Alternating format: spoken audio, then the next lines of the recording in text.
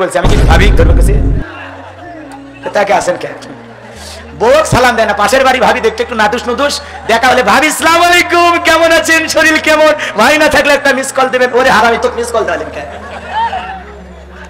ভেজাল আছে কি আছে হ্যাঁ ভাবি তো ডিজিটাল ভাবি ভাবিকে আবার ছেলে পেলে দেবর রাজা কয় ভাবি আপনার দিক তাকালে মানে আপনার বিয়েই হয়নি কেন হারামি বিয়ে না হলে ভাবিটা কিস কাক হ্যাঁ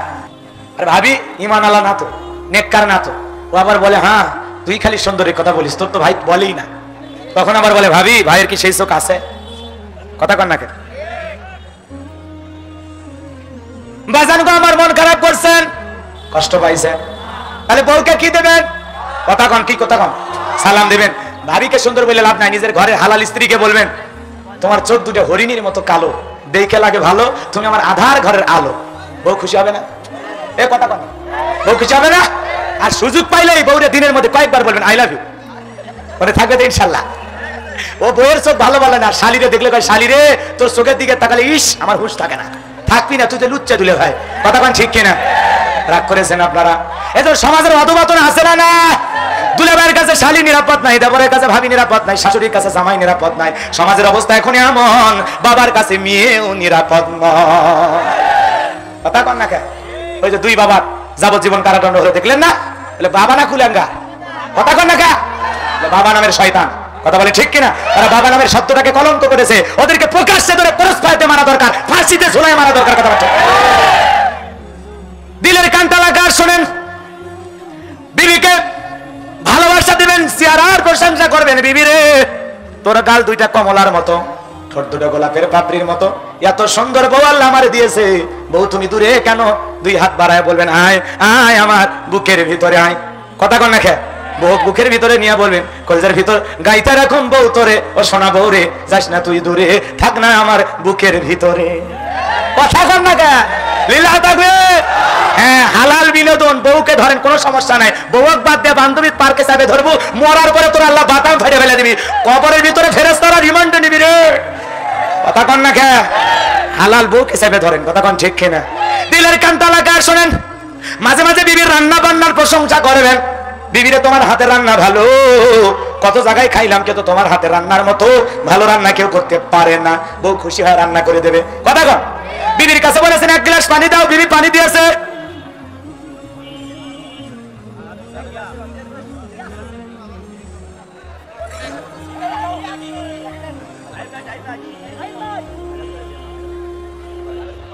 কষ্ট পাচ্ছেন আপনারা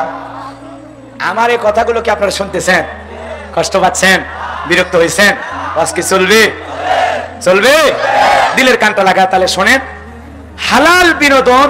পারিবারিক জীবনে করতে কোনো আপত্তি নাই এক গ্লাস পানি রাসূল আকরাম সাল্লাল্লাহু আলাইহি সাল্লাম গ্লাসে পানি খাইতেন ঠিক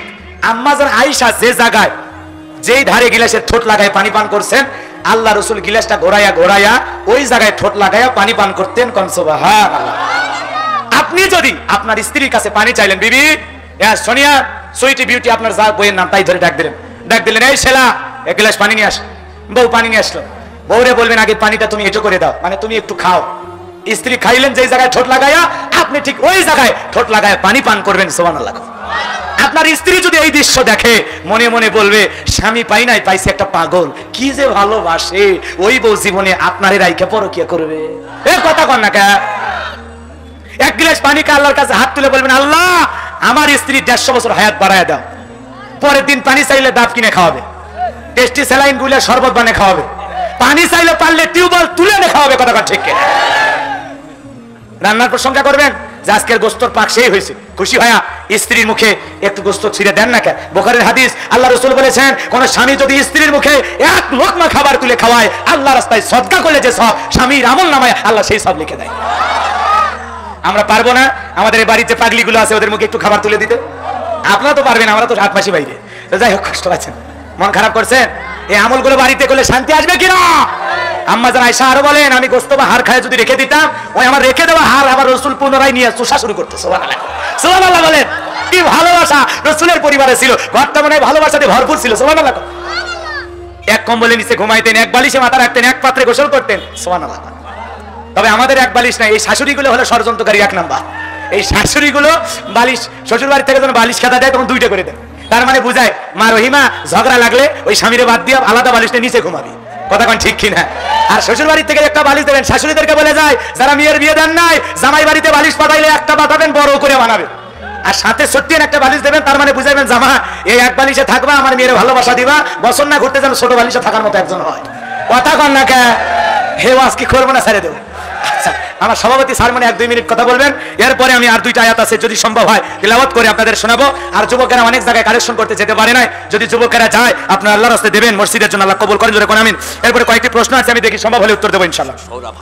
সৌরভ হামিদপুর থেকে 1200 টাকা, আল্লাহ কবুল করে, আশা করেন ভাই মাইক দেন না করেছে। এরপরে আল্লাহর কাছে বলেনি আল্লাহ আমার স্বামীকে ধ্বংস করে দাও। আর আমার দেশের মা বোনেরা একটু অনির্বিষ হলে আদাব থেকে লবণ খসলি সাথে সাথে স্বামীর নামে অভিশাপ দেয়, আর কয় আল্লাহ এত মানুষ মরে, আমার এই খাতাসা মুরুষটা মরে না কে?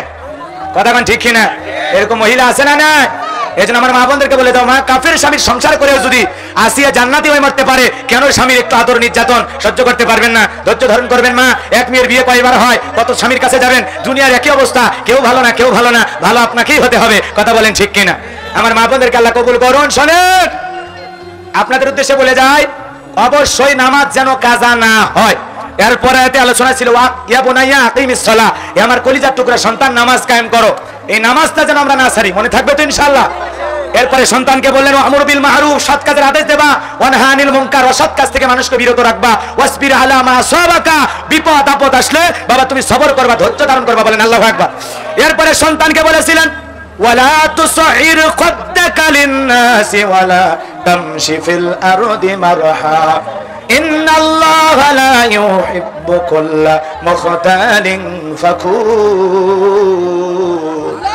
সন্তানকে বলেছিলেন হে আমার সন্তান, মানুষকে কখনো অবজ্ঞা অবহেলা করবা না, তুচ্ছ তাচ্ছিল্য করে ছোট করে মানুষকে কথা বলবা না, আর জমিনে কখনো অহংকার করবা না, অহংকার বশত জমিনে পা ফেলবা না। আপনি আমি কি অহংকার করে এই জমিনে একটা লাথি মেরে জমিনটাকে ফাটায় দিতে পারবো? পারবো না। তাহলে অহংকার করে কোনো লাভ নাই, অহংকারকারী বান্দাদেরকে আমার আল্লাহ ভালো বাসে না। কথা কথা ঠিক কিনা? এই অহংকার স্বভাব আমার মা বোনদের বেশি। আমি মা বোনদেরকে বলবো, মা 4টা আমলে আপনাদের জন্য একটা জান্নাতের দরজা খোলা। 1 নাম্বার নামাজ, 2 নাম্বার রোজা, 3 নাম্বার ফরজ পর্দা, 4 নাম্বার স্বামীর খেদমত।